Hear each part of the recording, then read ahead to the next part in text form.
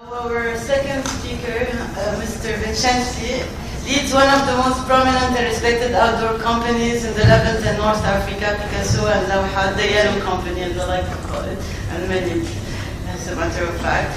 As a passionate believer in out-of-home media, Mr. Vincenti has actively participated in the development of the outdoor advertising industry in the MENA region. He's a trusted professional in his field and a go-to source for outdoor solutions. He is also involved in several business associations and is currently heading the International Federation of Outdoor Advertising known as FIFIC. This afternoon, Mr. Vincenti will share with us why he believes out-of-home media is a long-term winner and why it's not set to fade away anytime soon. We'll also be hearing about the latest innovation in out-of-home and why he's excited about what the future holds for this media.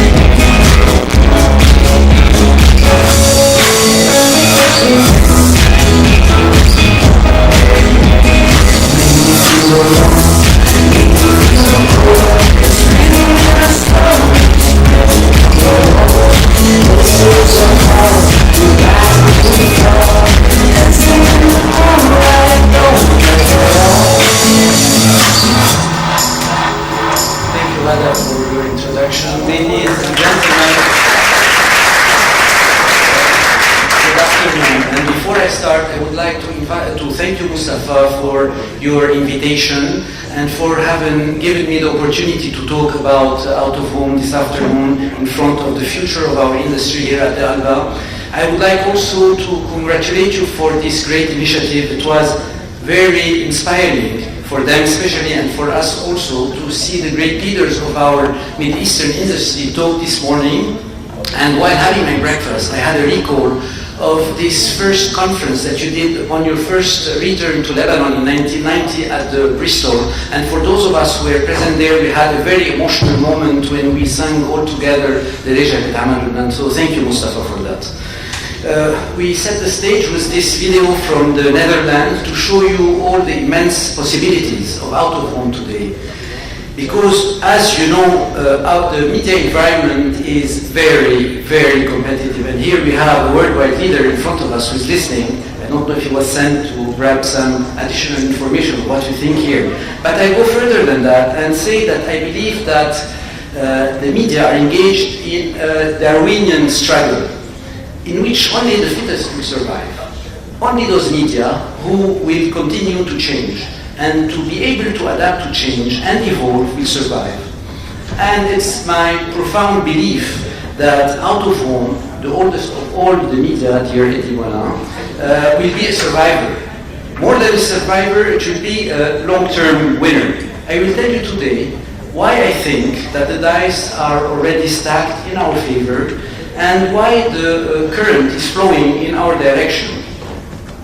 And in fact, there are many fundamentals which show us why out of home will still be there when all the media scene will change. So first, let us see at the global share of out of home. Now globally, we're standing at 7%. We have two types of countries. We have countries which share of the market is much above, such as China, Russia, France, Switzerland, Japan, UK, among others, of course.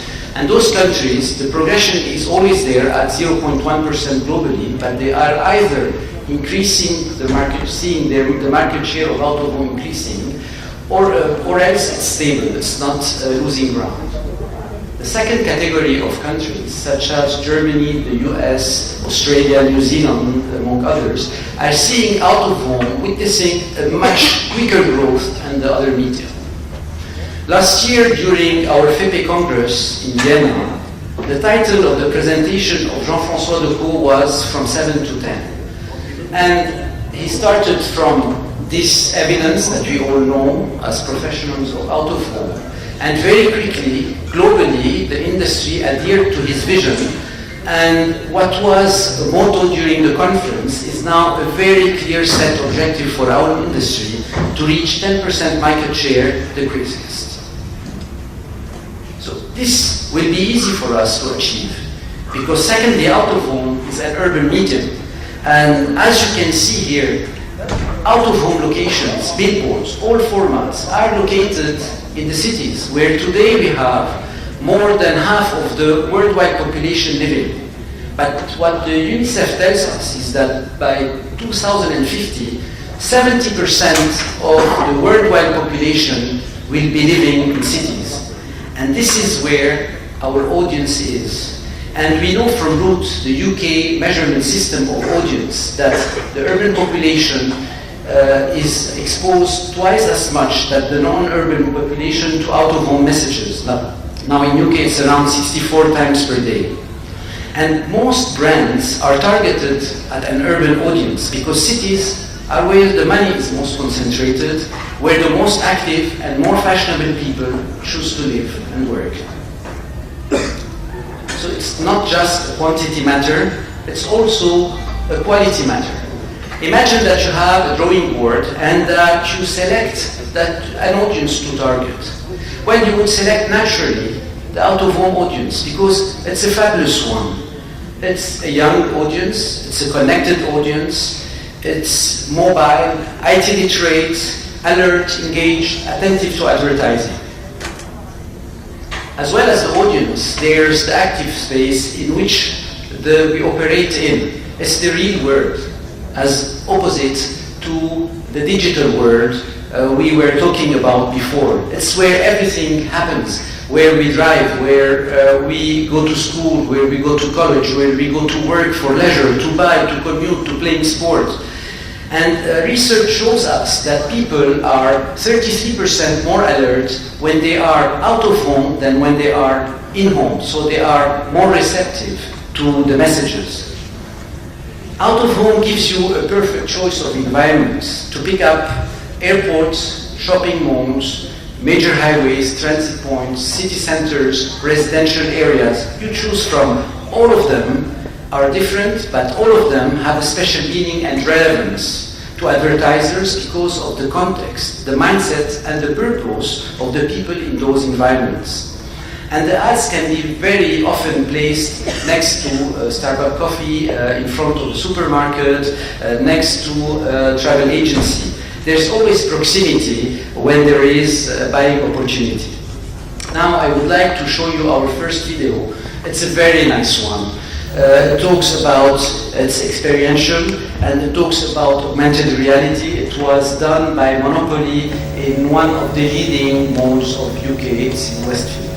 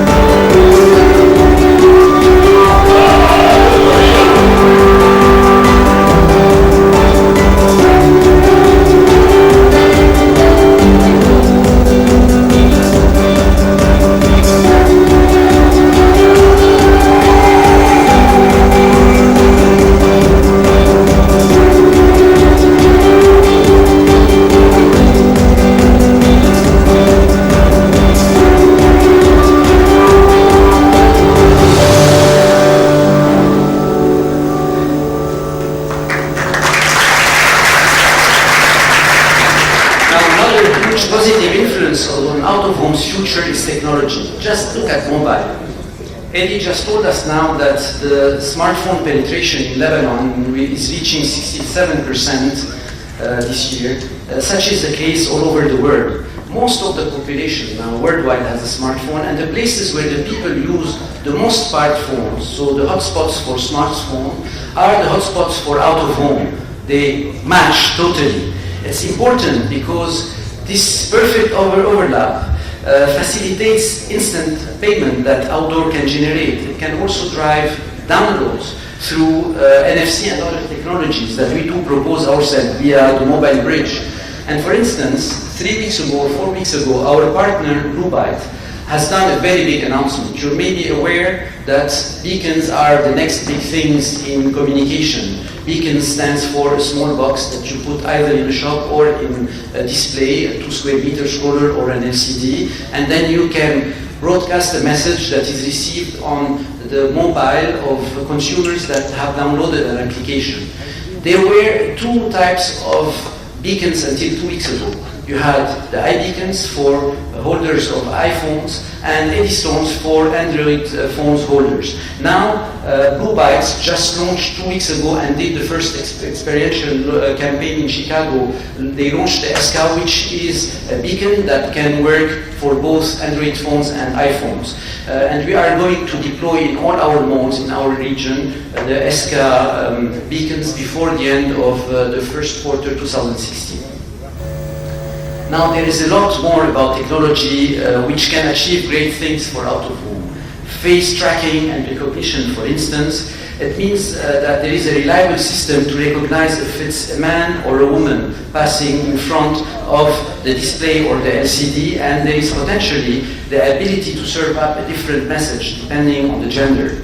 You have also touch screen and gesture controls which are now possible, which means an increased positive experience for the consumers.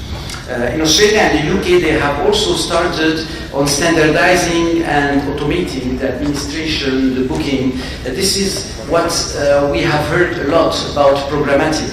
Now, to give you a small concrete example, this campaign from Benadryl that was run in London was running only those days where the pollen count went above a certain threshold in certain specific areas. So it was based on algorithm data and on programmation. So it's half programmatic, and this is a perfect example of what we can do now.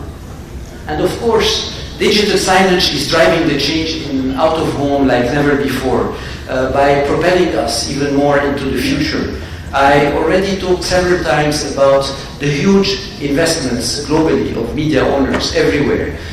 We are changing the configurations of our companies. Even at the level of the human resources, we need now other types of talents. And this massive rollout that we're witnessing in most of the markets globally, except in the places where it's a challenge for the safety of the screens or for the safety of the generators and where electricity is not very much available. So this allows you, as of now, to have connected communication. You can have real-time data into your screen that you mix with the ad. You can give football score results. You can have stock prices. You can have here, it's shown the train departure. We can experience a two-way communication with digital ads. You can text, upload photos, download files, add photos to Facebook, vote, personalize your experience. And the best example that all this digital world is bringing, as there is no limit to creativity, is the British Airways ad. I think for me it's one of my favorites of the last 10 years. I mean, those 2 or 4 screens in London where you had the small boy pointing at the plane with the number of the plane. I mean, this campaign that I am sure all of you know very well has won most of the creative awards last year. Now, I would like to show you what we have just done in Amman 2 weeks ago on the occasion of the launching of the Samsung Galaxy Note 5, where Samsung invited the Jordanian National Philharmonic Orchestra to play. and it took place on the spine, which is the pedestrian street of the boulevard, which is located in Abdali, which is the new downtown of Amman. And also, I would like to share with you what we run this weekend and the weekend before in Algiers, in 2 different malls, and it's the Algerian version of the Share of Coke global campaign.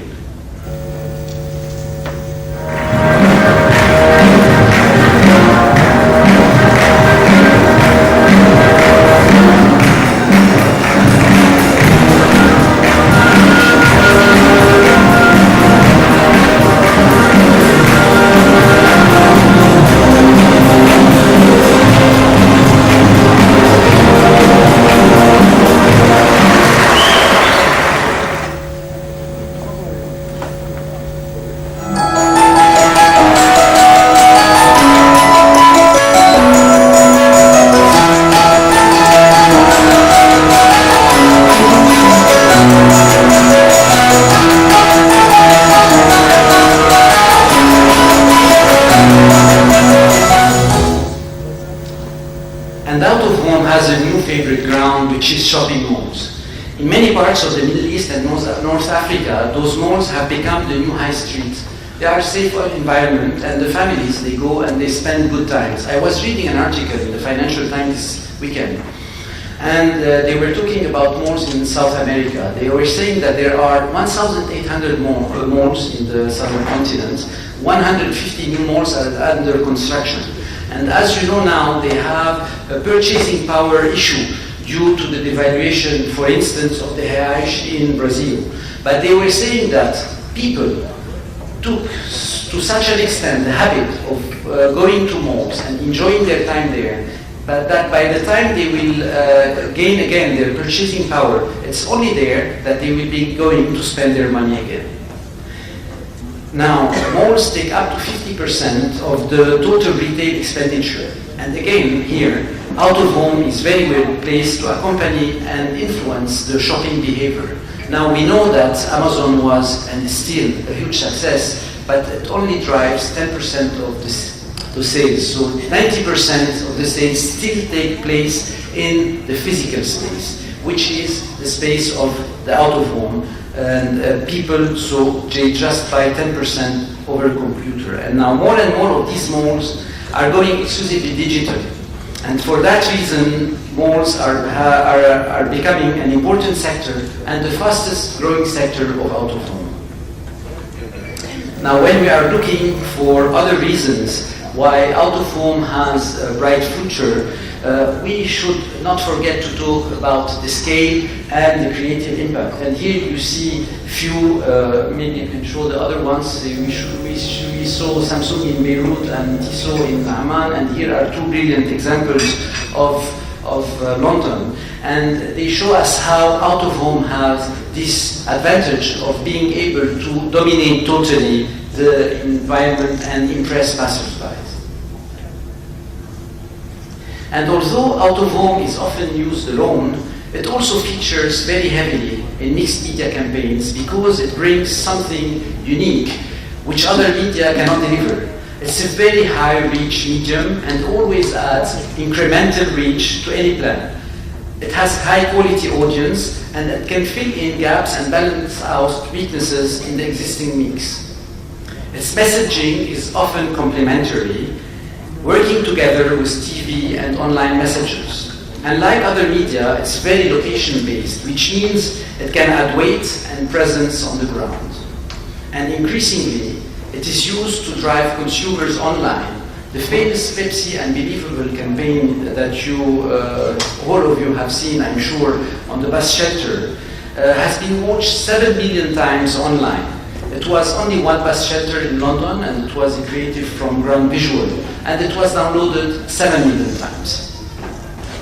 So, ladies and gentlemen, that is my contention. Out-of-home is a long-term winner.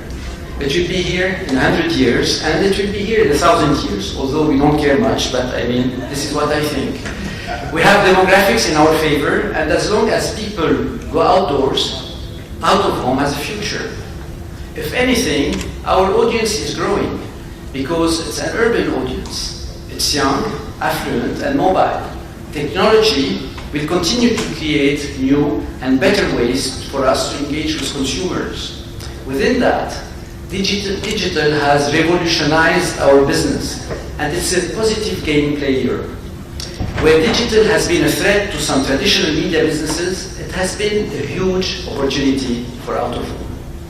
And as we've seen it, out-of-home will always be something physical and real and tangible and present and place-based, and to add to those other media. We haven't talked about real augmented reality now in this presentation, but now I'll show you a very nice campaign here too, done by National Geographic for the public at large in a mall or a railway station.